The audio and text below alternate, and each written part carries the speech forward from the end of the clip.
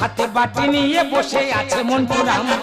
একদিন ছিল কত আমার সুনাম, 12 শালা ঘেটে দিয়ে করলো বদনাম।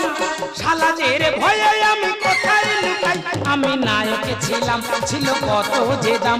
আমি নায়ক ছিলাম ছিল কত যে দাম। আমি নায়ক ছিলাম ছিল কত যে।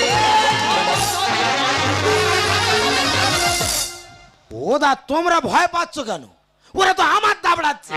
তা দাদা কারা দাবড়াচ্ছে জানো? সবার ঘরের লোক, সবার নিজের লোক, আমার শ্বশুর শাশুড়ি, শালা আর শালা।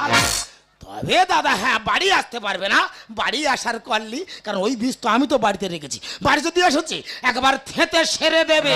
এই যে নায়ক, বিরাট নায়ক তো, তোমার গান কেউ শোনে? না। আজকে নায়ক করে করে ঘরে তো খাওয়া হবে না। হ্যাঁ। আমি তো বলেছি যে আজকের বাড়ি চাললে আমার বাবা বাড়ি দিয়ে চাল আনতে। চালটা আনোনি কেন? সে চাল আনেনি কেন? তা তোর কাছে বিষয়টা খুলে বলি। বলো। তুই বললি বাড়িতে চাল নেই, বাপের বাড়ি